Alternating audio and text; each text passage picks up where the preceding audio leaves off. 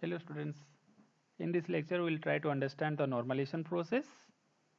So as you can see in the definition, normalization process means it is the decomposition of the original relation into the fragments. Let the original relation is R, it can be decomposed into R1, R2, R3 like this. So whenever I am decomposing, there are certain rules that must hold. What are the different rules? The first rule is saying that whatever the decomposition I am doing, that should be lossless decomposition. Lossless decomposition means what? Whenever we'll combine the fragments together, it should generate the original relation R. Right? The details we'll see. The second point is saying that the dependency preservation. So whenever the fragments are decomposed, so the respective functional dependencies should be combiningly containing all the functional dependencies of the original functional dependencies. That also we'll see very soon.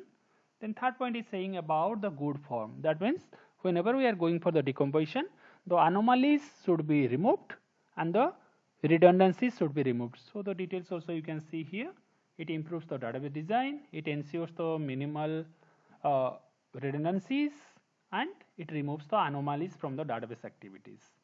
So let's try to understand each point, the lossless decomposition as well as the dependency preservation. The good form already we know the anomalies concepts from the previous class. So all the anomalies should be removed. So first point is the lossless decomposition. So lossless decomposition, you can see here it is said to be lossless if the original relation can be recovered back by joining the fragmented relations. Let R is decomposed into the R1, R2, R3.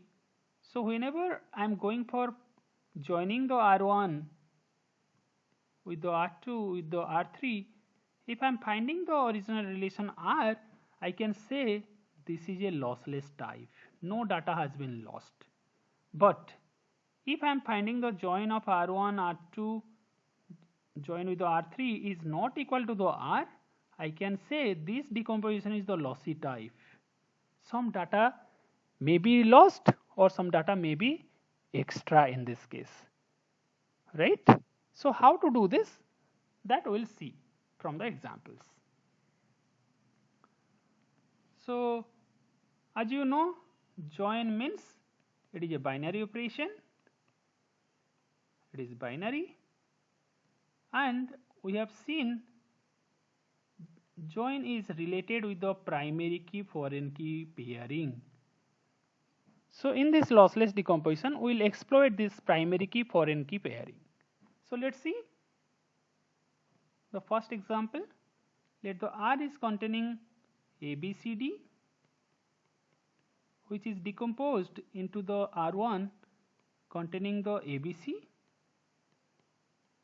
R2 containing the CD. Students, you check the functional dependency I am not representing here. Functional dependencies are origin functional dependency A to B, B to C, C to D, and F1 is containing A to B, B to C, and F2 is containing C to D. Now students, how to check? We have already understood the closure of the set of attributes, right? So by using that concept here, I can check whether this decomposition is lossless type or lossy type, right?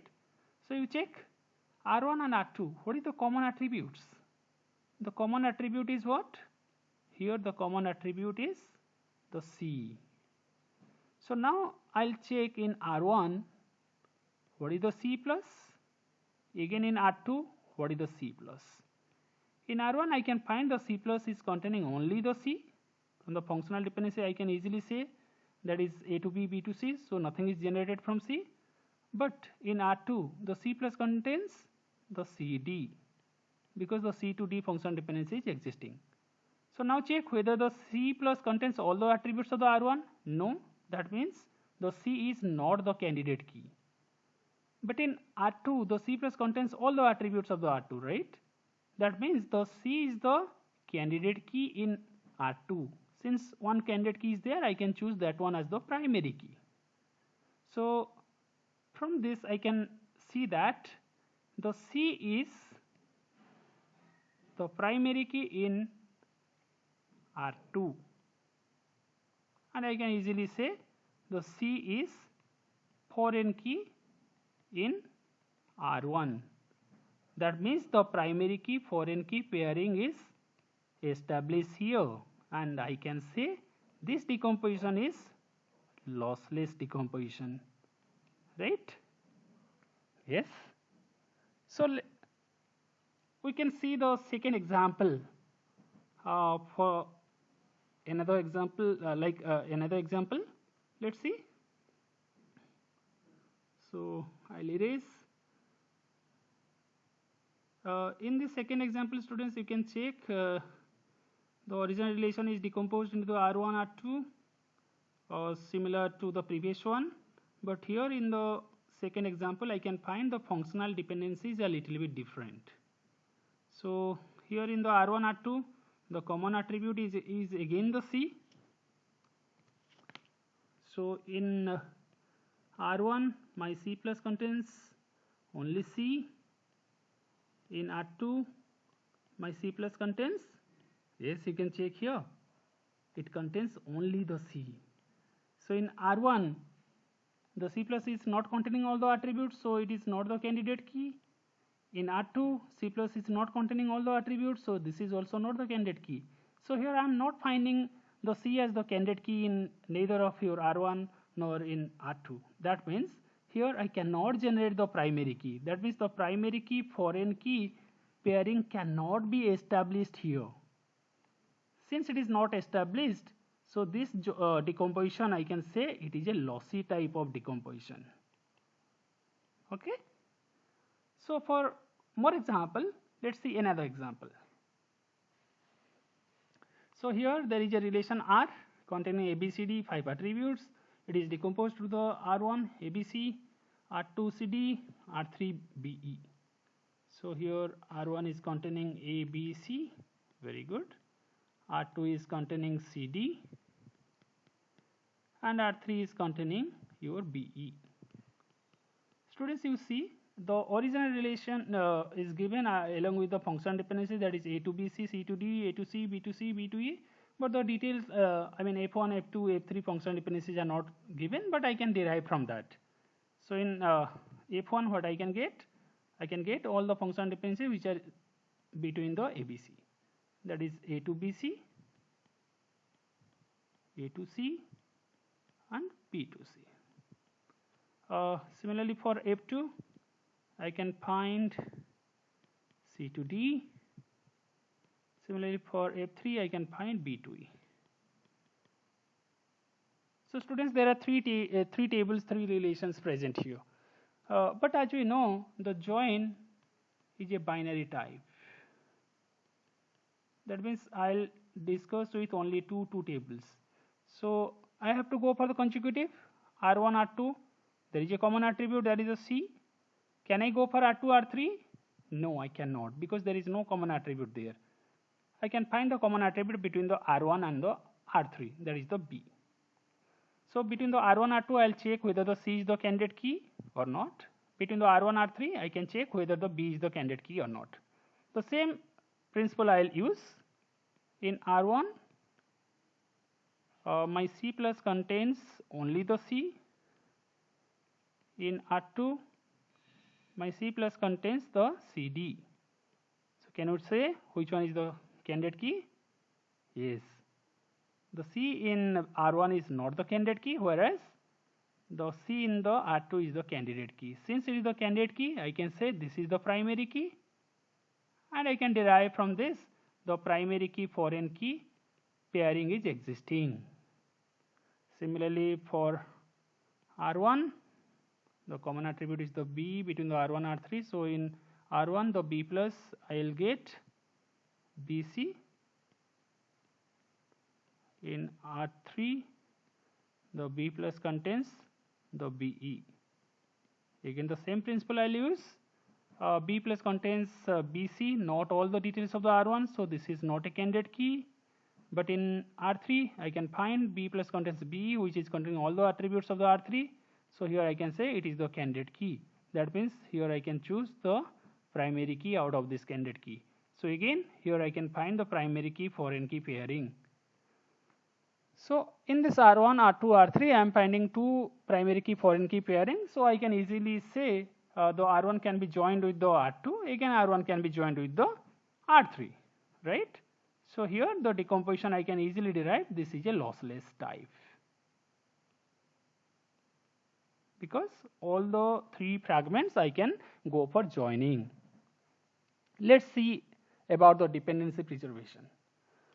Dependency preservation, as you know, whenever the origin table is decomposed into the R1, R2, R3 like this, so R is associated with the F functional dependency set, R1 is associated with F1, R2 is associated with the F2, R3 is associated with the F3. So the dependency preservation rule is saying that whenever I am going for decomposition, the union of the Fi's, that is the F1 union F2 union F3. So that closure should be equal to the F closure, original functional dependency closure, right? I mean, no functional dependency should be lost here. So to understand that, let's see one example. Let there is a relation R containing the x, y, w, z, p, q with the functional dependency set provided here. Let us consider the decomposition is done for R1 with the respective details, R2 with the respective details. Let's check whether this decomposition is lossless or lossy type. Similarly, we'll check whether the dependency is preserved here or not. Let's see in detail of that. So first we'll go for the decomposition is lossy type or lossless type. So I can find R is decomposed into R1, R2. So I can find the R1 containing the ZPQ, R2 containing the XY, WPQ. Students, here you can see the common attributes between the R1 and R2 is not a single attribute, it is a combination. It is the combination of PQ. That means I'll check whether the PQ is the primary key, foreign key or not, right? So can you say what is the F1? What function dependency I am having between the ZPQ? It is very clear there, the PQ to Z. What is the F2 I can have from the original? That is XY to the W, XW to P, XY to Q, right? So let's see the decomposition is lossless or lossy type. In R1, the PQ plus contains in R1 what I can generate from PQ. I can generate the PQ. In fact, am I able to generate anything out of this PQ? No. No, I'm getting, students, don't be confused. So in R1, we are having the ZPQ. PQ to Z is there. So PQ plus contains the PQZ, right? Whereas in R2, the PQ plus, what I can get? Only the PQ. So I can see in R1, the PQ plus contains all the attributes. That means here I can say PQ is the candidate key. Since it is a candidate key, I can choose this one as the primary key. And in R2, the PQ plus contains only the PQ, not the all details. So I can say this is not a candidate key. But between the R1 R2, I am finding a primary key foreign key pairing. Primary key in the R1 and foreign key in the R2. So I can easily derive this decomposition is lossless. Let's check about the functional dependencies are preserved or not. So I have got the F1 as PQ to Z, F2 as XY to W, XW to P, XY to Q. So whenever I'll go for the union of the F1 union F2, I can get PQ to Z, XY to W, xw to p, xy to q. Is it equal to the f? Yes, it is equal to the f. Since this union and the original function dependencies, they are same, I can say in this case the f1 union f2 closure, directly I can say they are the same. The closure is equal to the original closure. That means here I can derive the dependencies are preserved. Dependencies are preserved. Sometimes you will not find the f1 union f2 is not equal to the f, but the closure of them will be equal, and you can easily say dependencies are preserved or dependencies are not preserved. Thank you.